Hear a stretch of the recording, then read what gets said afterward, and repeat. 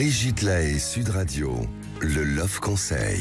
On sait l'importance des rituels, Philippe Arlin, hein, et donc forcément c'est important dans le couple de maintenir une bonne relation et donc de pourquoi pas utiliser des rituels qui vont vous permettre de vous prouver l'amour. Par exemple, chaque mois, vous pourriez fêter le jour de votre rencontre, le jour de votre mariage. En tout cas, ça vous permettrait au moins une fois par mois de célébrer quelque chose qui recimente l'amour entre vous. C'est pas nécessaire d'en faire trop, hein, mais une fois de temps en temps ça marche.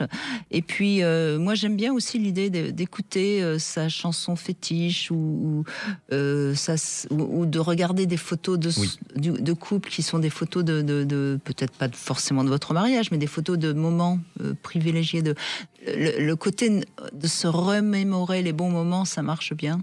Ces moments où on sent la complicité et l'amour sur les photos, où tiens, tu te rappelles, et le cerveau a le pouvoir justement de se remettre un peu dans l'état où il était à ce moment-là. Donc c'est une manière de régénérer, de renouveler le plaisir.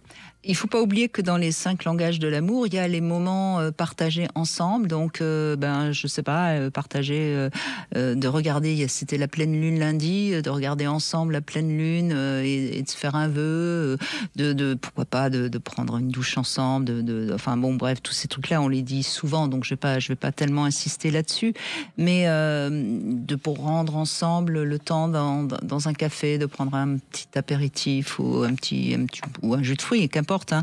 Et puis, il y a une chose que je trouve intéressante aussi, c'est d'offrir un gris-gris à son partenaire, un objet un peu fétiche, soit qu'on a acheté, soit qu'on a fabriqué, soit un objet qui est personnel et qu'on va faire cadeau à l'autre.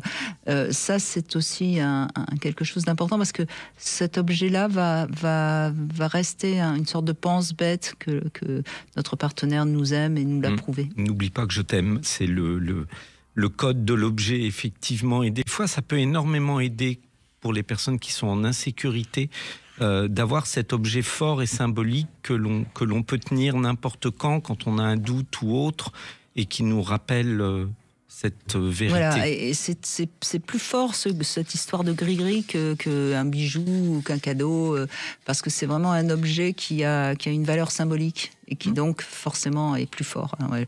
Le symbole aussi, c'est important, et à chacun de trouver ses symboles. Oui, c'est ça. On parle souvent dans les traditions un peu ésotériques, mais peu importe, de charger un objet.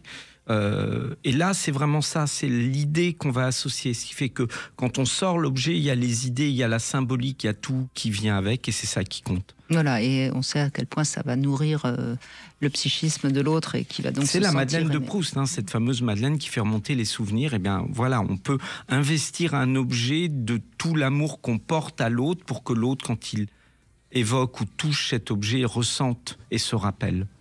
Et là, on voit bien que c'est pas du tout une question d'objet de valeur ou quoi que ce soit, c'est une valeur symbolique. Voilà. Exactement.